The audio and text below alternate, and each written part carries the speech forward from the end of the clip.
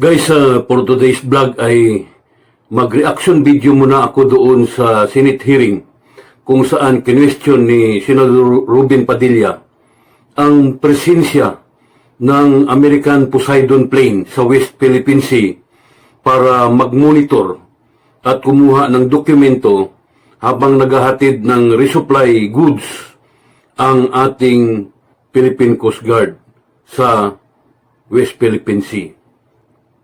Tinanong ni Robin Padilla kung bakit nagkaroon ng Amerikano sa West Philippine Sea.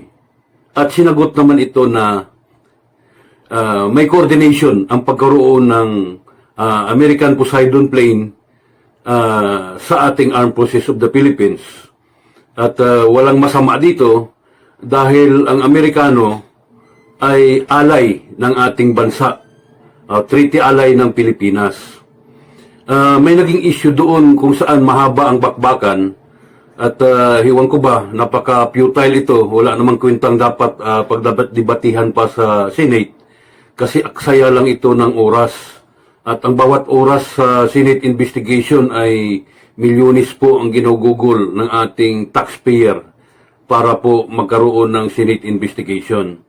Nagkaroon pa ng issue na ang Philippine Coast Guard daw, ayon kay Senador Robin Padilla, ayon din ito sa kanyang nabasa sa international law, na ang Coast Guard ay hindi daw part ng Armed Forces of the Philippines. True indeed. At dahil sa definition ng international law na iyan, ay hindi daw ito magsasanhi ng gulo. Dahil civilian ang ipinadalang sasakyan doon para mag-manage or magbantay sa ating West Philippine Sea. Guys, hindi ito issue para sa akin. Kasi ang issue, tunay na issue rito ay agawan sa isla, sa teritoryo. At depende yan sa gobyerno ng Pilipinas kung ano ang agency na kanilang atasan para doon sa magbantay sa ating teritoryo.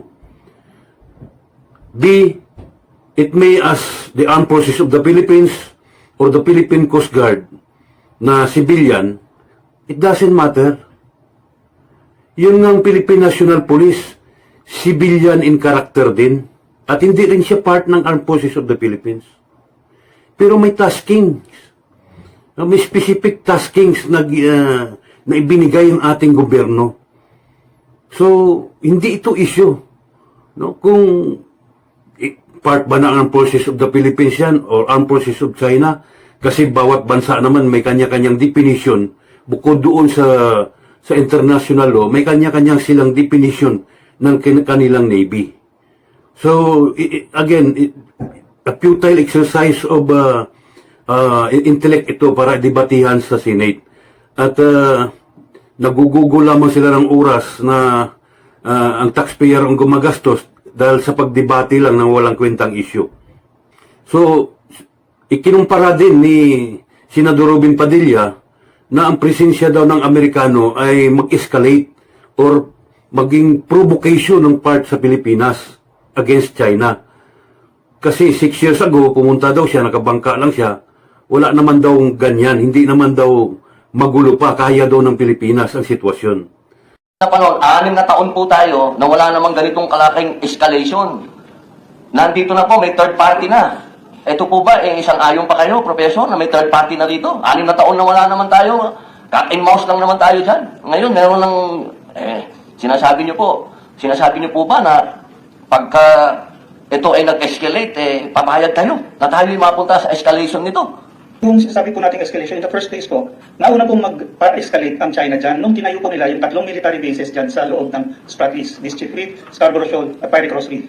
Mayroon pong 2 reconnaissance aircraft ang China, nakagaya nung sa US, na naka-station po sa Pirate Cross kung hindi ako nagkakamali, at manamataan na rin sila dun sa ibang bases nila. mayroon pong dalawang fast attack missile boats na nakastation sa Mischief Reef, yan po yung pinakamalapit sa atin, na umaaligid din dyan. At noong nga pong 2021, inabalita nga po na hinabol pa yung isang civilian na vessel natin, nalula ng isang ABS-CBN crew. Yung pong PLA Navy, lagi po silang mayroong at least 2 o 3 warships na nakastasyon sa bawat isa dun sa 3 military bases nila dyan, Pirate Cross, Mischief Reef, at Subi Reef. Hindi na po yun nagbabago. So, kumbaga, dihado na talaga tayo dahil dinagdagan na po ng China yun even before dumating po itong mga Amerikano, itong taon na ito. Well, totoo yun, 6 years ago, maluwag, hindi pa kasing higpit ang China noon sa Pilipinas. Kasi nag-acquire na tayo ng maraming assets, mga barko, helicopter, eroplano, at gamit pandigma. Kaya po nagigpit na po ang mga Chinese para po mapurisa tayo na umalis sa West Philippine Sea. So, yan din po ang sagot ni Professor J. Batumbakal na iba ang panahon noon, iba ang sitwasyon ngayon. So, hindi po siya pa pwedeng matulog lang doon at gawin niyang rason ang nakita niya noon. Kasi nga, bawat oras, tumatakbo ang oras, nagkakaiba ang sitwasyon. So, yun po ang totoo. Iba na ang sitwasyon noon at iba na ang ngayon. Professor, lahat po ng binanggit nyo, nakita ko po lahat doon. Ako po kasi ay galing doon. Pati po yung mga base na sinasabi ninyo, nakita ko din po. Ang sinasabi ko po dito, sa loob po ng 6 na taon, hindi naman tayo nagkaroon ng ganitong escalation. Ang sinasabi ko pong maliwanag, bakit po tayo pumapayag ngayon na ganito na nag-escalate, meron ng Amerikano. Yun lang naman po, simple lang naman ko. Na-handle naman natin to ng 6 na taon na tayo-tayo lang. Na-handle ko nga yan, bangka lang dala ko eh. Bangka. Yun lang. Yun lamang po. Hindi naman po siguro mahirap intindihin na hindi natin kaya ito panindigan. Hindi natin kaya na tayo umasa sa Amerikano. Dito sa usapin na ito, sabihin natin na ang kanilang Coast Guard ay hindi civilian at yung atin ay civilian, ang tanong na malaki dyan, handa ba tayong mga Pilipino dito? Well, sa tingin ko po, Your Honor, hindi naman tayo nawawagdadog dahil una, itong pressure po ng China na paalisin tayo, patalsikin tayo mula dyan sa iyong insol, kung inyong mapansin, nagsimula yan ilang taon nang nakaraan. Noong 2014 nga po, yung first time na na-blockade nila yung ating resupply vessel at hindi nakarating sa iyong insol. That was March 2014. It was only the month later na napasukan natin, napilitan tayo mag-airdrop ng supplies dahil doon. So sa akin po kasi, yung escalation po na nababanggit nyo, hindi po yan ngayon lang nangyari at hindi po yan dahil sa Amerikano, kundi dahil sa mga Chinese nga po na talagang in-increase yung pressure para patalsikin tayo sa West Philippine Sea. Ibig niyo pong sabihin, Professor, pumapayag kayo na may Amerikano dyan? Pumapayag po ako dahil sila po ay ating treaty ally. Treaty ally in defense. Ito lang po, ang In China defense. hindi po nagre-responde kung hindi po sa... Treaty ally po nila natin sila in defense. Hindi ba po? Yun po ang treaty natin. Depensa. Opo. Depensa. Po. Oh, Kaya nga po, tinatawagan sila para pag may operation tayo na kung mangyayari, meron din tayong defense. Opo, malinaw po yun, di ba? Yung ating Mutual Defense Treaty. Opo. Opo, hindi dapat tayo nagpo-provoke. Opo. Opo. So far naman po, wala tayong ginagawa na provocative. Kinaya nga po natin ng 6 na taon na walang kano eh. 6 years, walang kano. Kaya natin. Bakit tayo may kano ngayon? Well, ngayon lang po siguro tayo ginamitan ng laser. Ngayon rin lang po tayo pinatindi ang mga dangerous maneuvers at halos mabangga ang ating Coast Guard. Ito po yung na-record na nangyari nag-umpisa mangyari bandang 2021. Diyan po talaga yung increase ng pressure laban sa Pilipinas. Sa inyo pong palagay nyo ba hindi natin kaya? Kailangan natin ng kano? Sa tingin ko po talaga, kailangan natin ng tulong dahil sa dami, titingnan nyo lang po kung gaano karami at gaano kalalaki ang forces na nilalagay nila dyan sa West Philippine Sea. So tumatapang po tayo dahil meron tayong backup. Ganun po ba ang gusto nyo sabihin? Opo. Talagang, Yun po ganun. necessary dahil nga po matagal tayong hindi nagpondo ng ating modernization, armed forces. Ngayon lang po tayo nag-umpisa talagang seryosong mag-develop ng external self-defense capability at nag-acquire ng mga modern vessels. Malinaw po yan sa record that this took place only in the past few years. Na naniniwala po kayo. Meantime po, kaya po in the meantime, nag-increase ng presyo ng China, siguro nga, para mapatalsik na tayo bago tayo makapag-develop ng capability na kailangan natin. So sa issue naman na kung kaya ba ng Pilipinas ang China, kahit siguro bata naman ang tanungin ni Senator Robin Padilla, alam na ang sagot kung kakayanin ba ng Pilipinas ang China. Ang China po ay pangalawa sa pinakamalakas na armed forces sa buong mundo. At ang Pilipinas ay wala pa po tayo, hindi pa po tayo nakapasok sa 30. So, paano kakayanin ng Pilipinas ang China? No? Yung tanong ni Senator Robin Padilla, huwag niya sabihin hindi niya alam ang sagot. Kasi kahit bata, alam ang sagot niyan. Na kung kakayanin ba ng Pilipinas na tapatan ang lakas ng China. Kaya nga, malaking bagay na nandyan yung US kasi tumataas ang moral ng ating armed forces. Kahit na nagmumonitor muna sila, ay nagpahayag din ng ibang bansa, katulad ng Australia, Japan, Canada, India, at iba pa, na sumusuporta sa pambubuli ng China sa Pilipinas at sinusuportaan nila ang Pilipinas. Na sa ating stand, na ang West Philippine Sea ay part ng ating exclusive economic zone at bahagi ng Pilipinas. At ito ba, hindi ito parang wagdadug lang? Na dito natin dinadala yung gulo? Ang gulo ng China at ng Amerikano sa Taiwan Bakit napunta na dito sa atin? 6 na taon, wala naman tayong pakialam sa gulo ng Taiwan. Pero eto tayo ngayon, nilalagay natin yung sarili natin, Prof. Hindi po kaya tayo nawawagdadog lang? Ang tanong naman ni Senador Robin Padilla na ang gulo daw ng China at US ay nasa Taiwan lang. Parang ito ay tanda ng kulang sa kaalaman ni Senador Robin Padilla. Hindi natin masisi yung tao dahil binuto ninyo. Ako hindi ko binuto yan. Nag-number 1 pa.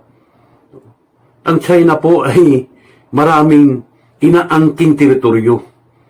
Kahit nga ang kaalyado nilang Russia ay may claim sila na teritoryo sa Russia. Naging kalaban nila ang India dahil sa pag-aangkin nila ng teritoryo. Pati Taiwan. Hindi po yan conflict ng US at ng China. At ang US ay pumapasok lamang para po maging pulis. No? Maging pulis ng mga bansa na hindi basta-basta bubulihin yung mga maliliit ng bansa. Equal ang karapatan.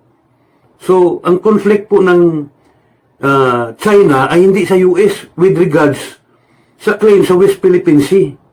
Ang conflict po ay against Philippines. Kasi kiniklaim ng China ang part ng teritoryo ng Pilipinas. At ang US ay tumutulong lamang po sa atin. Ganon din sa Taiwan. Tumutulong lang din po sila sa Taiwan para galangin ng China ang bansang maliliit na kayang-kaya lang nilang bulihin. So, mali po na sabihin ni Ruben Padilla na ang gulo ng US at ng China ay nasa Taiwan lang. Hindi po, kasi ang gulo hindi naman iisa. Ang China ay nag-create naman napakaraming gulo. So, isa na po dyan ang West Philippine Sea na inaangkin nila. So, yun po ang point ko doon kay Senador Ruben Padilla at sa tingin ko po sa tanong mo na iyon ay kulang ka sa kaalaman.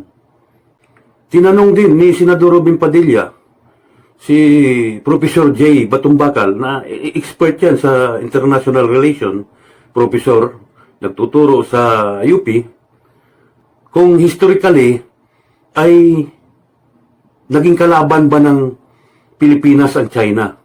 Ang sagot siyempre hindi kasi wala tayong historical facts na mag-support na naging kalaban natin ang China. Pero ang US ba naging kalaban ng Pilipinas? Of course, yes. Dahil mayroong Philippine-US war noon.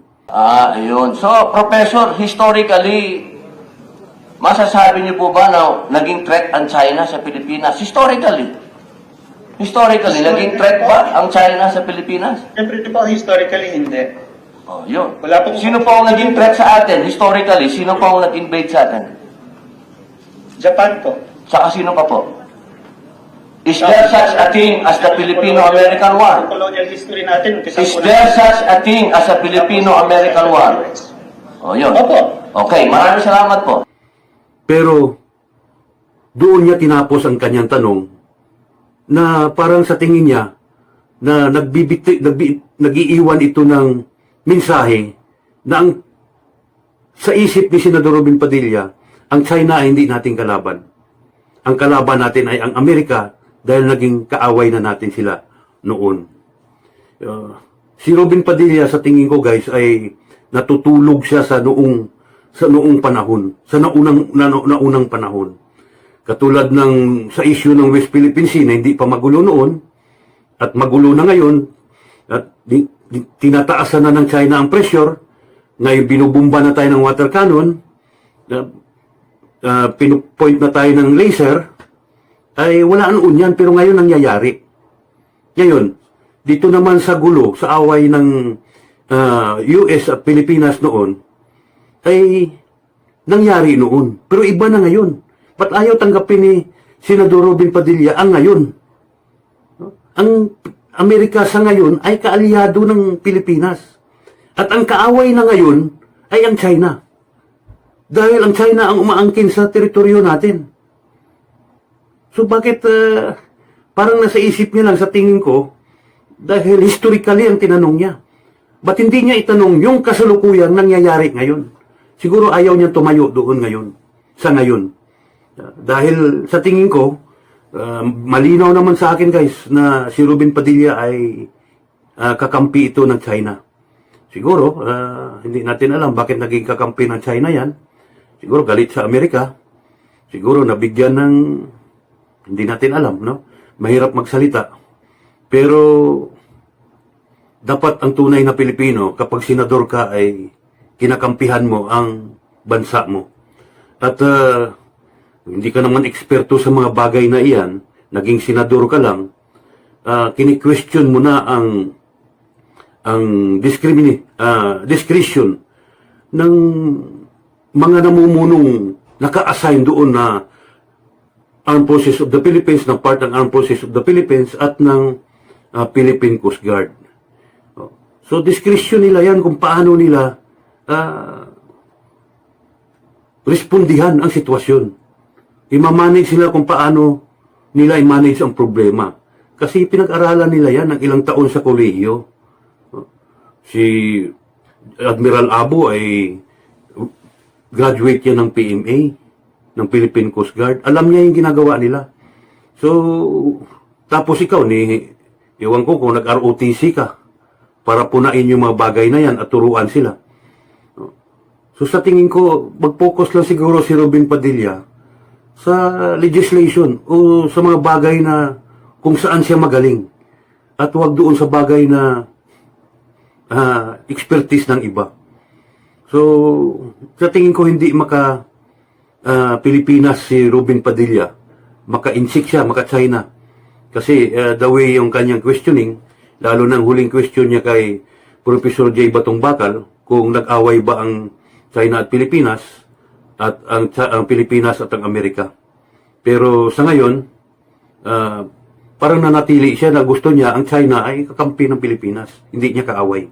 Kahit pa agawin ang teritoryo ng Pilipinas sa West Philippine Sea, na malinaw na nasa loob siya ng Philippine Exclusive Economic Zone.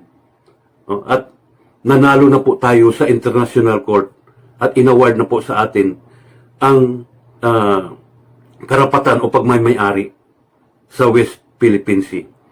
So, siguro, gusto ibigay ni Robin Padilla yan sa China, o hayaan na lang natin, kaya ayaw niya na may kasamang Amerikano ang pag-supply ng ating mga sundalo doon sa West Philippine Sea. So guys, hanggang dito na lang ako. Yun lang po ang aking reaction video sa aking napanood na hindi ko po matiis. Kailangan ko po mag-vlog para po malinawan naman kung sakali si Senador Robin Padilla. Kung hindi man siya malinawan guys, yung mga ibang kababayan nating Pilipino, nawa makatulong ito para lalo tayong maging makabayan at mahalin natin yung ating bansang Pilipinas. Hanggang sa muli guys, maraming salamat. Bye-bye. Hi. Well, shout out everyone. We'd like to request everyone to support. Walang iba kundi Latigo Vlog. Yan, ito po si Jay ng Jay Brothers. Thank you, Kuya. Thank you guys. Thank you guys. Thank you.